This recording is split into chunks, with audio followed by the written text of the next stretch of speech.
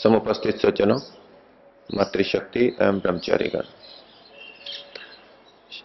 आज भी हम शंका समाधान या आपके प्रश्नों का समाधान देखेंगे। कल के प्रसंग की बात थोड़ी सी प्रारंभ करता हूं, फिर आप लोग अपना प्रश्न रख सकेंगे। कल नवाल जी ने एक प्रश्न किया था कि कठोपनिषद की दूसरी वल्ली का जो 23वां श्लोक है, जिसमें लिखा है नायम आत्मा प्रवचनेन लभ्यः, तो यहां आत्मा शब्द से हम जीवात्मा का ग्रहण करें अथवा परमात्मा का ग्रहण करें। तो एक जो सामान्य रूप से आपके सामने बात रखी थी कि प्रसंग को देख करके अर्थ निकाला जाता है। एक शब्द के अनेक अर्थ होते हैं और इसी शैली से वेदांत दर्शन ने अनेक शब्दों के बारे में चर्चा की है। उदाहरण के लिए यदि हम इसी प्रकरण को लें तो 23वें श्लोक से पहले वाला श्लोक देखें कि वहां किस आत्मा की चर्चा की गई है। तो वहां लिखा अशरीरम शरीरेषु अनवस्थेषु वस्थितम, जो शरीरों में भी अशरीर है, अनवस्थितों में भी जो अवस्थित है। अब ये लक्षण किसके घटेंगे? अब ये लक्षण जीवात्मा में भी घट सकते हैं और परमात्मा में भी घट सकते हैं, क्योंकि परमात्मा जैसे शरीर में रहता हुआ भी शरीर से रहित है, ऐसे जीवात्मा के लिए भी कोई संगति लगा सकता है कि यद्यपि जीवात्मा शरीर में रहता है लेकिन वो शरीर नहीं है। और अनवस्थेषु वस्थितम, ये शरीर अनवस्थित है, अस्थिर है, क्षणिक है, नष्ट होने वाला है। ऐसे शरीर में जो रहता है वो अवस्थित है, स्थिर है, नित्य है। तो ये बात भी आत्मा परमात्मा दोनों पे घट जाएगी।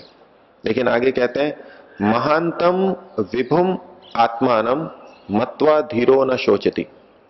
तो ये महान और विभु आत्मा को मान करके ये जो लक्षण आ गया, ये विभेदक लक्षण हो गया कि विभु का मतलब है सर्वव्यापक, महान और सर्वव्यापक। तो जीवात्मा तो विभु सर्वव्यापक नहीं है। तो इससे पता लगा कि यहां जीवात्मा पे लक्षण नहीं लागू करने हैं, परमात्मा पे करने। अब एक लक्षण से हमको पता लगा तो जो अशरीरम शरीरेषु है ये भी परमात्मा पर ही लिया जाएगा। और दूसरा आगे जो कहा मत्वा धीरो न शोचति, जिसको मान करके धीर व्यक्ति शोक नहीं करता। तो जो शोक ना करने वाला धीर है ये एक अलग तत्व हुआ, और जिसको मान करके, जिसको जान करके शोक नहीं करता वो तत्व अलग हुआ। तो यहां भी द्वैत आ गया। इससे पहले वाला श्लोक देखेंगे आसीनो दूरम व्रजति, जो एक जगह बैठा बैठा भी दूर तक चला जाता है। तो जीवात्मा पे तो घट नहीं सकता, ये परमात्मा पे घटेगा क्योंकि वो सर्वव्यापक है। शयानो याति सर्वतः, जो सोता हुआ भी सब जगह फैला हुआ है, सब जगह गया हुआ है, ये भी परमात्मा पे घटेगा। और इससे पहले वाले श्लोक में अणोरणीयान महतो महीयान, जो सूक्ष्म से सूक्ष्म है और महान से महान है, ये दोनों भी परमात्मा में ही घटेंगे, जीवात्मा में नहीं घटेंगे। तो चतर सिंह जी कुछ पूछ रहे थे कल।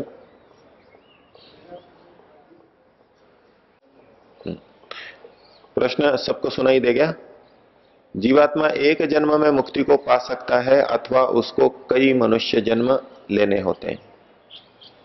तो शास्त्र का सिद्धांत है कि काल का या जन्म का कोई नियम नहीं है। यहां पर व्यक्ति की सामर्थ्य साधना के ऊपर निर्भर है, वो एक जन्म में भी पा सकता है और अनेक जन्मों में भी पा सकता है।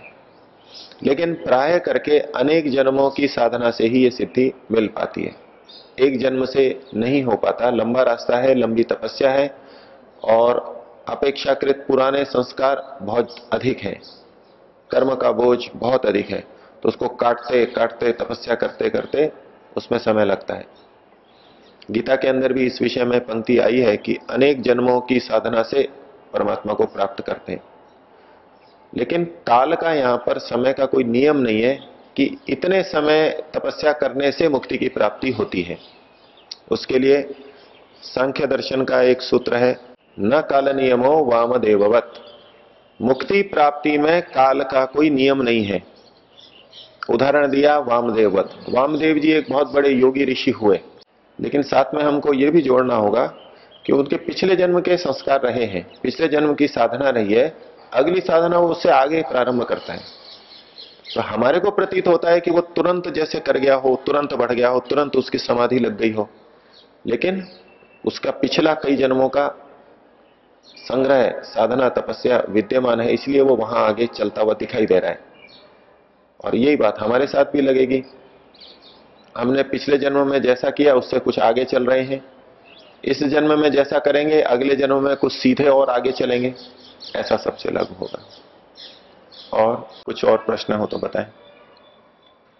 ऋषिदेव जी।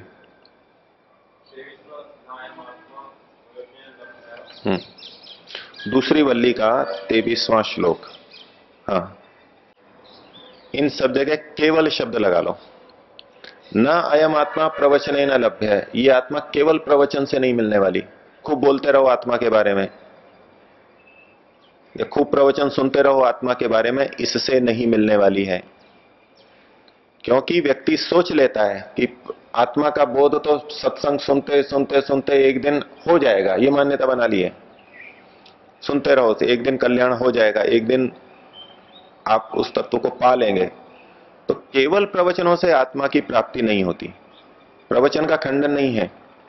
यमाचार्य खुद प्रवचन कर रहे हैं, नचिकेता को ब्रह्म विद्या का प्रवचन कर रहे हैं, तो उनका तात्पर्य उनके अभिप्राय के विपरीत नहीं लिया जा सकता। न मेधया, और बहुत तीव्र बुद्धि हो उससे कोई सोचे कि मैं परमात्मा को पालूंगा, जैसे मेधा से व्यक्ति संसार को पा लेता है, बड़े बड़े साम्राज्य बुद्धि से पा लेता है, बड़े बड़े पद को पा लेता है, बहुत धन संपत्ति पा लेता है, बहुत बड़े समूह का नेता बन जाता है, बुद्धि से ही तो बनता है। तो संसार में हम बुद्धि से न जाने क्या क्या पा लेते हैं, खूब पा लेते हैं, और जिसकी जितनी तीव्र बुद्धि होती है वो उतना अधिक चीजों को पा लेता है। तो परमात्मा बुद्धि से नहीं पाया जा सकता।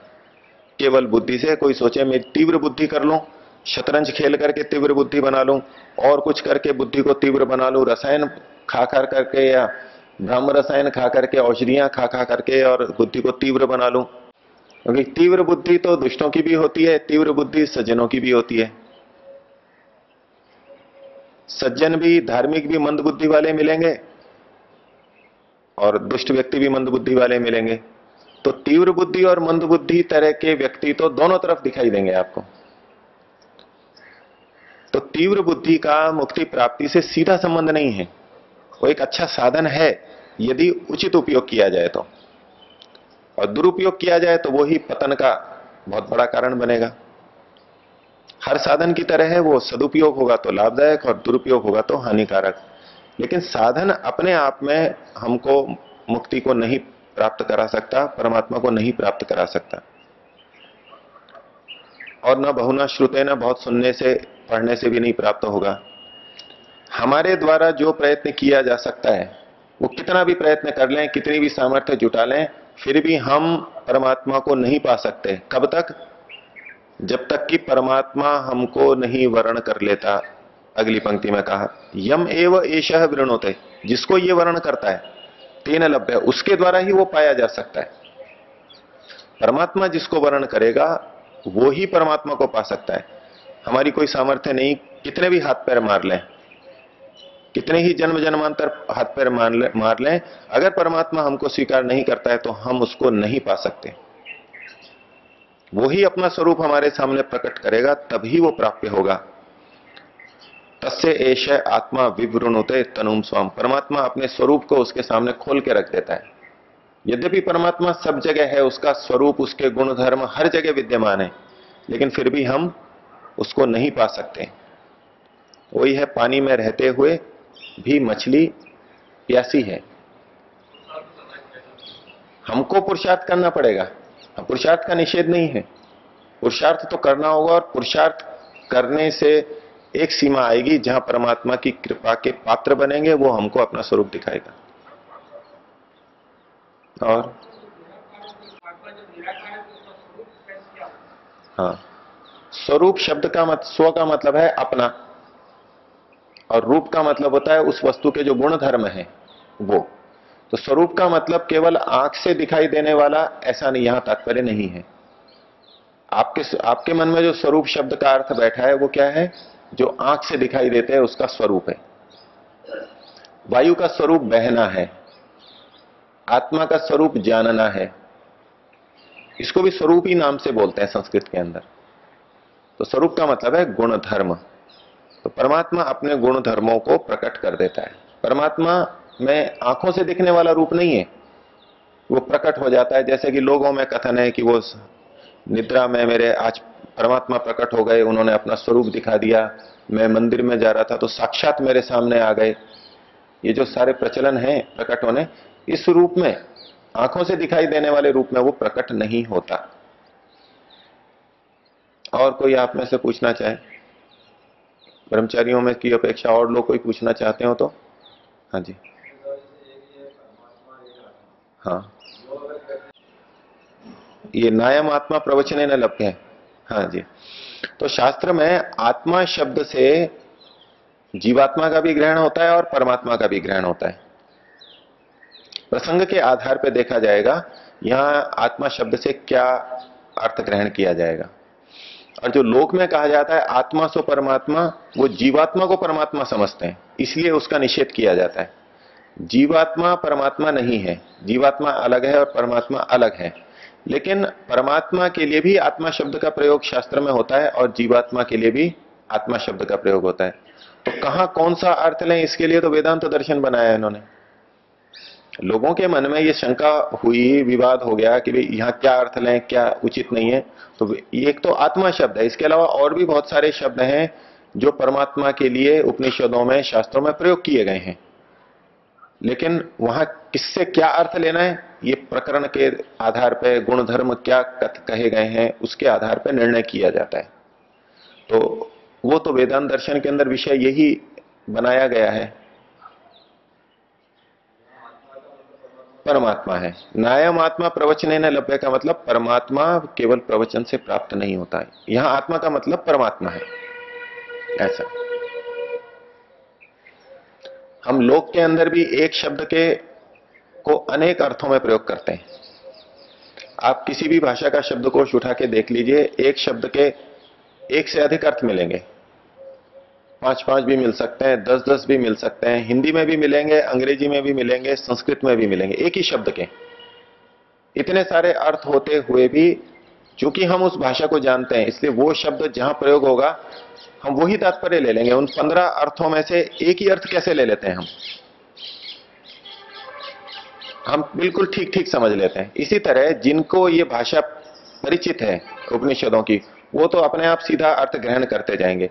जिनको संशय होता है, जैसे कोई नया बच्चा नई भाषा सीख रहा हो, हिंदी भाषी और वो अंग्रेजी सीख रहा हो, तो एक शब्द आएगा, उसने एक अर्थ समझ रखा है।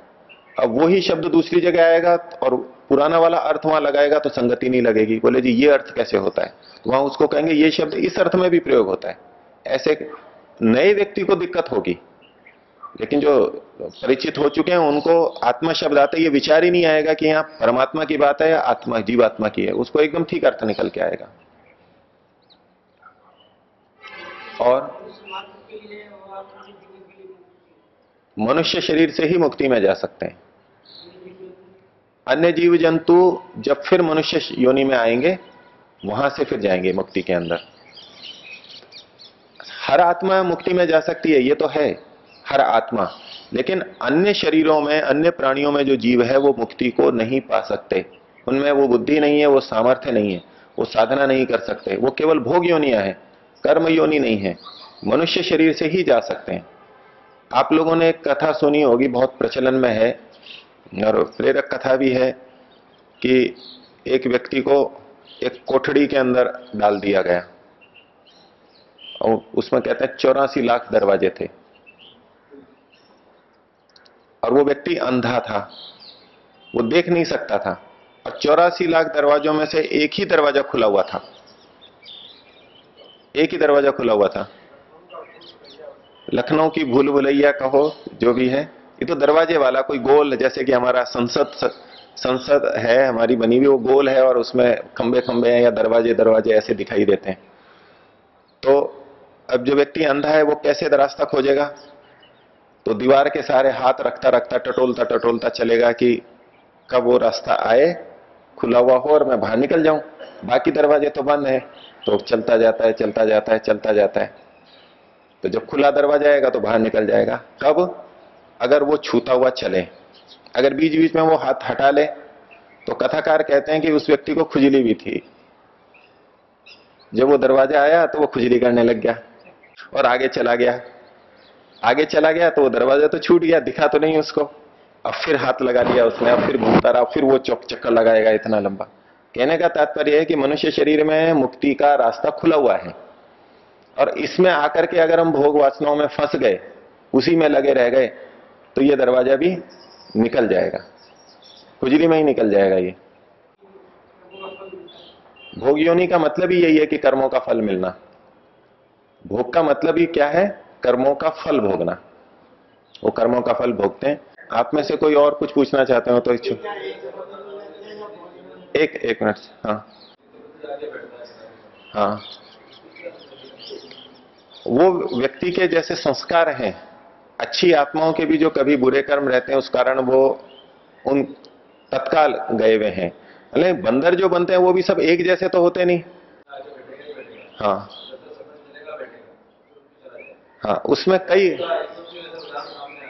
इसमें कई कारण हैं। एक तो ये हो सकता है कि उस व्यक्ति की आध्यात्मिक रुचि रही हो उस आत्मा की पहले से, ठीक है, अभी वो एक मोटे तौर पे आके बैठ जाता है, ज्यादा कुछ समझ नहीं पाएगा। दूसरा क्या, किसी अन्य कारणों से भी वहां पर वो व्यक्ति आता है, वो जंतु आता है। मान लीजिए उसको हर बार रोज प्रसाद मिलता है वहां पर। एक दूसरा संभावना बता रहा हूं, उसकी अपने संस्कार हैं, सुनता है वो तो है, लेकिन उसको प्रसाद वहां मिलता है, उसको इससे कोई लेना देना नहीं कि यहाँ क्या सत्संग होता है।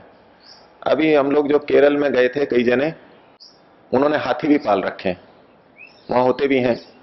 तो उस एक हाथी है, उसको वो प्रतिदिन मुख्य स्थान पर जहां पूजा करते हैं, वो आकर के सूंड उठाता है, पैर नीचे रखता है, जैसे पूजा करता है या प्रणाम करता है, और उसके बाद में उसको रोज केले और वो मिठाई दी जाती है। वो उसको आदत डाली जा रही है प्रारंभ से, उसको कुछ आध्यात्मिकता से लेना देना नहीं है। समय होगा वो वहां जाने के लिए बेचैन होगा। लोग कहेंगे देखो यहाँ तो हाथी भी मंदिर की पूजा के लिए आते हैं, उसको आदत ही ऐसी डाली जा रही है। आप उसको दीजिए, उसको उससे अधिक, भोजन से अतिरिक्त और कुछ नहीं सूझ रहा है। तो ये भी कारण हो सकते हैं, लेकिन फिर भी आप सब जंतुओं की प्रवृत्तियां अलग अलग देखते हैं। कुत्ते भी होते हैं तो कोई बहुत आक्रामक होता है, कोई शांत होता है, गाय में भी ऐसा देखा जाएगा, भैंस में भी। ये तो अपने संस्कार के कारण अंतर रहेगा, लेकिन वो कर्म योनियां नहीं है, वो कोई नए कर्म नहीं करते, भोग योनियां है वो केवल।